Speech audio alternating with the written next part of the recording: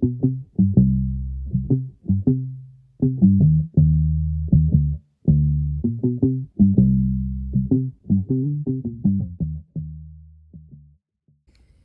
guys, welcome back to Trend in Motion. Today I decided I was going to tackle the hard-hitting questions as a newly retired Division I athlete.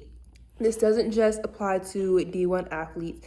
It applies to all athletes that have recently or in the past retired from their sport and they're navigating their new life and their new changes that are going on within their schedule, their body, and how they're feeling. These are my answers to these questions. I would love to hear from you guys down below, or if you guys have any comments, concerns, or other questions that you would like to ask.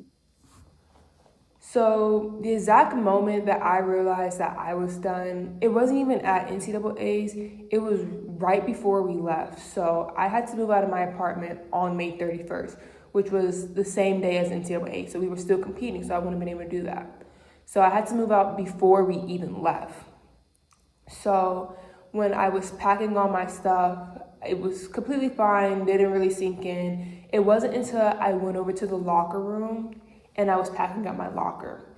It was at that point I'm like, oh, wait, I'm not coming back here to shower between practices or waste time between classes, or I'm not coming back in this training room to go bother my athletic trainer anymore, like on a daily basis.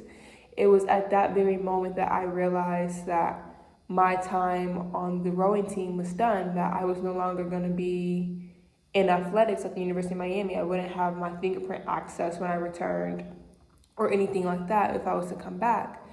It was kind of bittersweet because it's just like I made so many memories and so many friendships there, but it was also just like an end of an era, if that makes sense.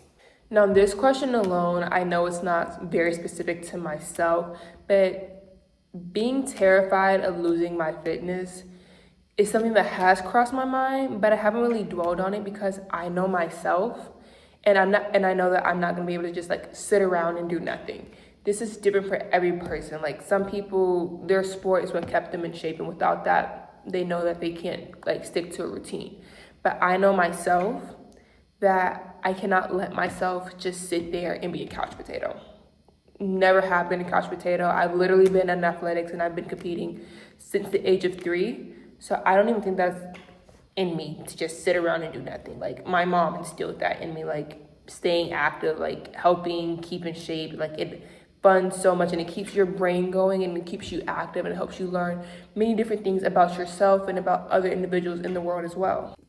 Oh my goodness, the question that I dread the most. I don't even dread it. Honestly, it's very relieving. So, when we were in rowing, we had a nutritionist come and tell us that we need to be eating 3,000 plus calories a day.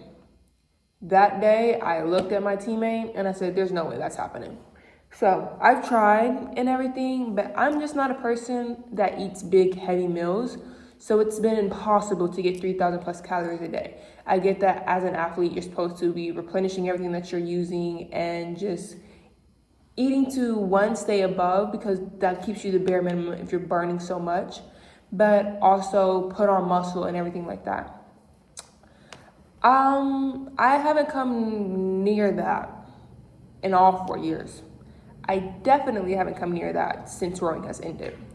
The 3,000 plus calorie range is insane if you ask me. I'm not telling those that are athletes not to do that. You need that energy. You need that glucose for your sport, for your muscles. But me personally, yeah, no. I do still keep up with my protein because protein gives you muscles. I don't do the protein shakes, never did. I more so make sure I eat my protein, and sometimes I put in a little bit of protein powder in my smoothies and everything. But that's really it. Like the time fueling blocks, everything like that, like eating before and after your workout. I don't really stress that anymore. I never really did. But since rowing has ended, I definitely don't stress it at all. Now, to follow up with that, do I feel as guilty eating what I'm eating, meaning I'm not burning 4,000 plus calories a day? Sometimes, yes. So the other day I had 2 donuts, but all I did that day was I did upper body and core. So I did kind of feel guilty, and I'm like, oh snap, I'm eating more than what I'm actually burning now. But at the same time, it's just like, that comes with relearning yourself, learning a different schedule, learning what you can and can't eat, and learning how to like portion out what you're eating. Before, I could eat 2 donuts, two whole meals, and maybe a milkshake, and I wouldn't think twice about it because I'm like, I know the next day I have 2 workouts and lift. I'll be completely fine. That's gonna be gone. But now that I don't have that, I am a bit more conscious about it, which is also why I'm making sure that I stay active. But I'm not overthinking it because I don't want to become that person that's just always counting their calories or thinking, oh, if I don't work out now, I can't eat that. That's how eating disorders form, and I don't want to put that on anybody or on myself. So it's just like finding your balance and what you can eat and what you know you want to eat, and being able to do what you need to stay happy with your figure and how you look in your mind and how you see yourself.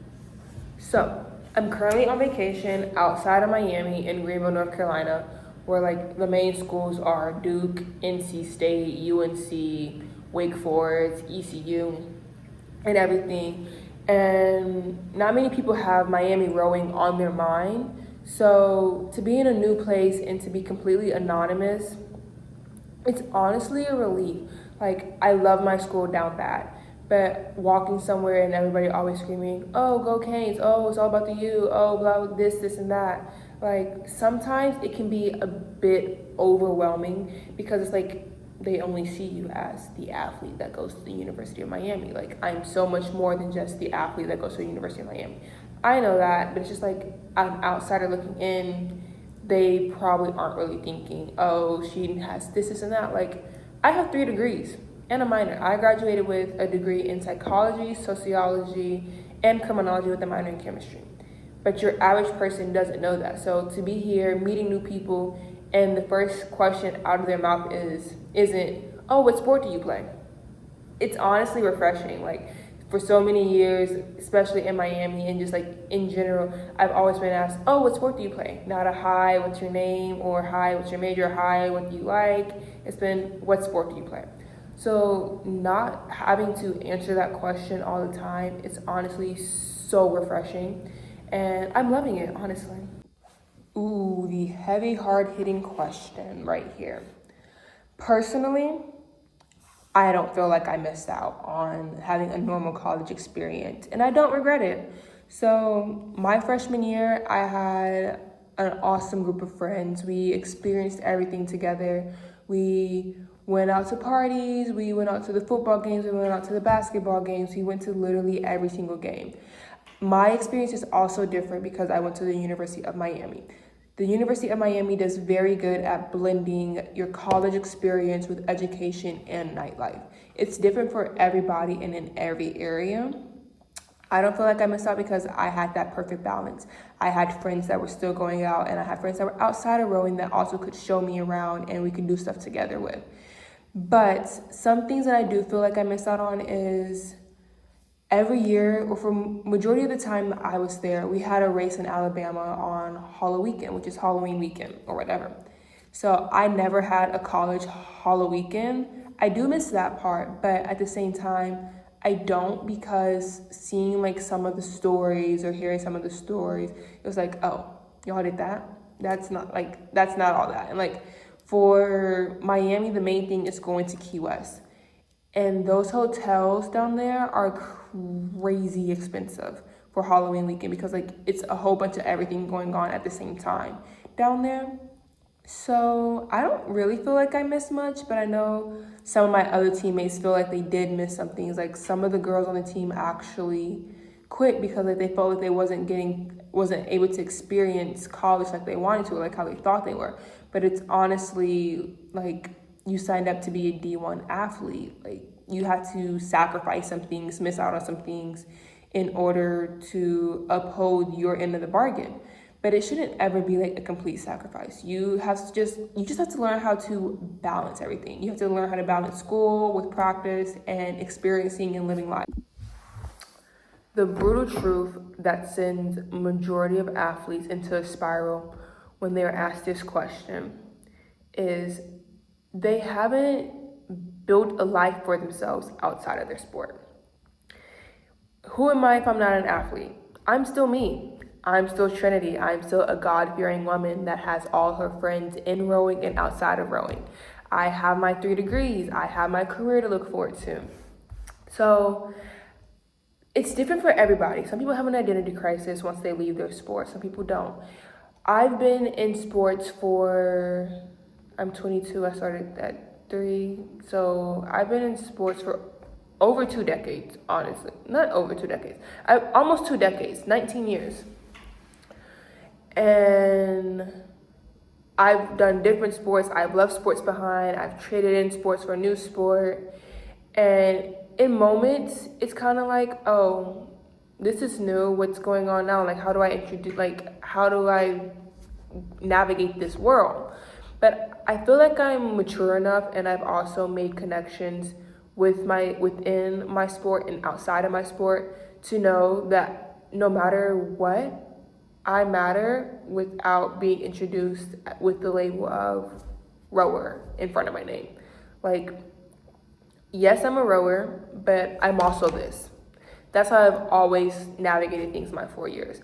Like, I've made sure to point out that I have other things going on. I've also made sure to prioritize other things outside of rowing. Like, rowing was on top. Like, I prioritize that, but I also prioritize my faith. I prioritize my outside relationships.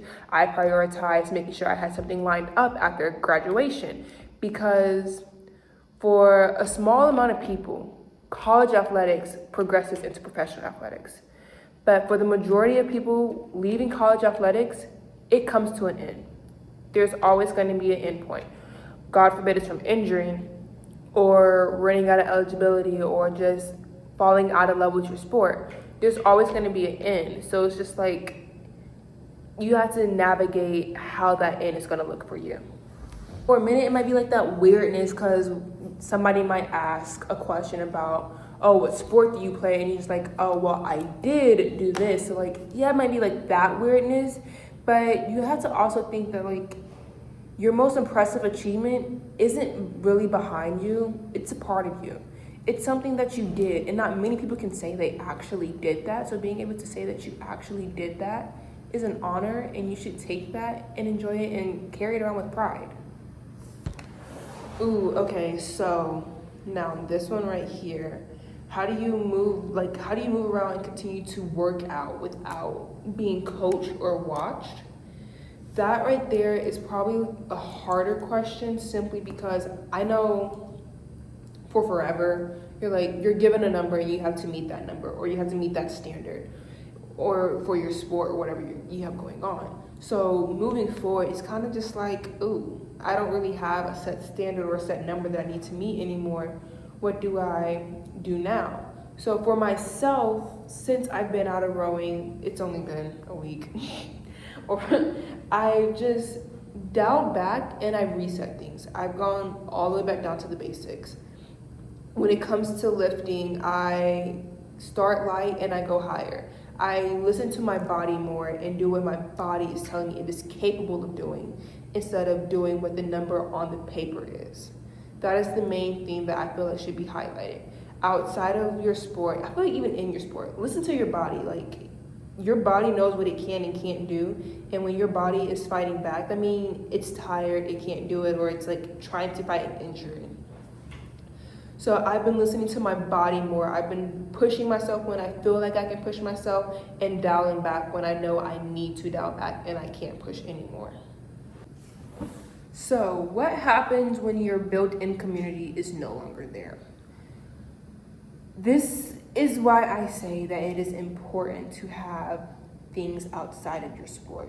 Your built-in community, while it will always still be there, it will be different. You won't have as much access to them, and it won't be as, like, you won't have an easy, just like, point of contact to reach out to them. You'll always still be able to reach out to them and talk to them when you need to, but knowing that your dynamics with them have changed is important. So that coach that you could just reach out to whenever, you might not be able to just reach out to them whenever anymore, because they now have new girls that they need to talk to and girls that you still know. But if you have a friend or people outside of your sport, they'll still be there. And even outside of them, like, you can reach out to different individuals that have made themselves easily accessible to you to talk when they need to, or to talk when you need to. You also still have your family. Like, let's not forget about your family that's always been there for you and in your corner. I know everybody's story might be different, but you have those hometown friends that have been there through everything, or you have those friends that you've made in college that have been there through everything. And then you have me. Like, if anybody needs to talk, I can talk. I've experienced it. I'm now a retired athlete myself. I know what you're feeling. I know what you're going through. I've also done many different sports, so I can hit you at all angles. You know what I mean?